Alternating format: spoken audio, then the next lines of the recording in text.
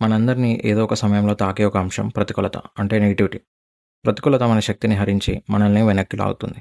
మన జీవితంలో జరగాల్సిన అభివృద్ధిని ఆపేస్తుంది. ప్రతికూల శక్తికి అనేక రకాల కారణాలు ఉండవచ్చు. ఉదాహరణకు అది ఒక వ్యక్తి కావచ్చు, ఒక అలవాటు కావచ్చు, లేదా ఒక ఆలోచన విధానం కావచ్చు. అయితే అసలు మన జీవితంలో ఈ ప్రతికూల ప్రభావాలను ఎలా ఎదుర్కోవాలి? ఈ ప్రతికూలతను అధిగమించడానికి మనం ఏ పద్ధతులను పాటించాలో తెలుసుకునే ప్రయత్నం చేద్దాం.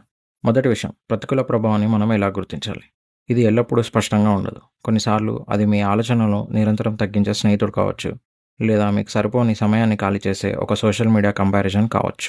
ఒక మంచి నియమం ఏమిటంటే ఏదైనా లేదా ఎవరైనా మీకు ఎలాంటి ఆలోచనలు కలిగిస్తున్నారో, ప్రేరేపిస్తున్నారో గమనించడం. ఒక సంభాషణ తర్వాత మీరు ఉల్లాసంగా లేదా అలసిపోయినట్లు ఉన్నారా, స్ఫూర్తి పొందుతున్నారా లేదా నిరుత్సాహపడుతున్నారా అని ఆలోచించండి. నిరుత్సాహపరుస్తున్నట్లయితే అది మీకు ఒక క్లూ. సరే, మనం దేనికోసం వెతుకుతున్నామో మనకిప్పుడు తెలుసు కాబట్టి ప్రతికూల ప్రభావాల రకాల గురించి మాట్లాడుకుందాం. అవి తరచుగా కొన్ని రకాలుగా ఉంటాయి. మొదటిగా నెగిటివ్ పీపుల్ అంటే ప్రతికూల వ్యక్తులు. వీరు ఫిర్యాదుదారులు, విమర్శకులు, శక్తిని పీల్చేవారు. వారి స్నేహితులు, కుటుంబం లేదా సహోద్యోగులు కావచ్చు.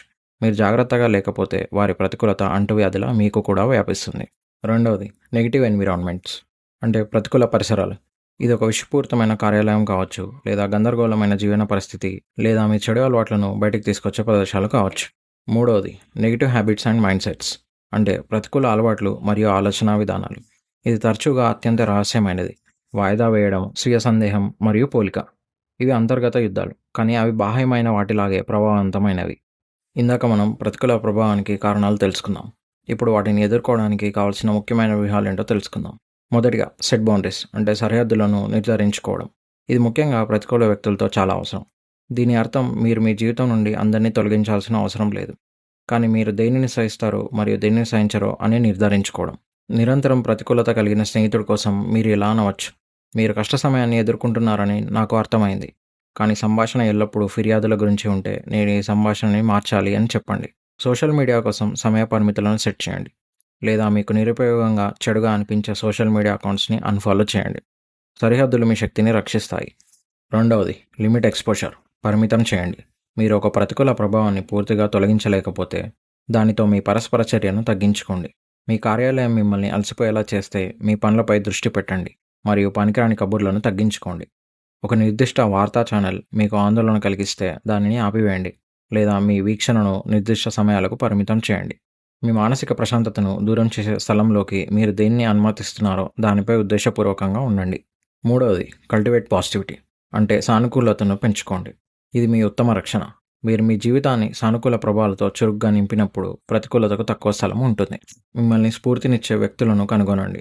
మీకు ఆనందాన్ని కలిగించే కార్యకలాపాలలో పాల్గొనండి. కృతజ్ఞతను పాటించండి. మీ మనసును ఉల్లాసకరమైన విషయాలతో నింపండి. మీరు మంచిపై ఎంత ఎక్కువ దృష్టి పెడితే చెడుకు అంత తక్కువ శక్తి ఉంటుంది. గుర్తుంచుకోండి, మీపై కలిగే ప్రభావాలపై నియంత్రణ తీసుకోవడం అనేది స్వయ సంరక్షణ చర్య.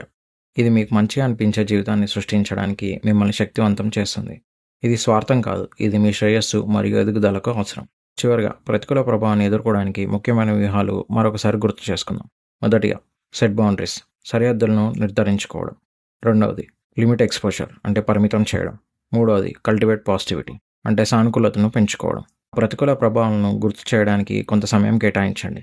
మీరు ఎక్కడ సరిహద్దును నిర్ధారించుకోవచ్చు, మీరు మీ పరిమితులను ఎక్కడ తగ్గించుకోవచ్చు, మరియు అన్నిటికంటే ముఖ్యంగా మీరు మీ రోజువారీ జీవితంలోకి మరింత సానుకూలతను ఎలా నింపగలరు అని ఆలోచించండి. Hi everyone, welcome to my channel the story around.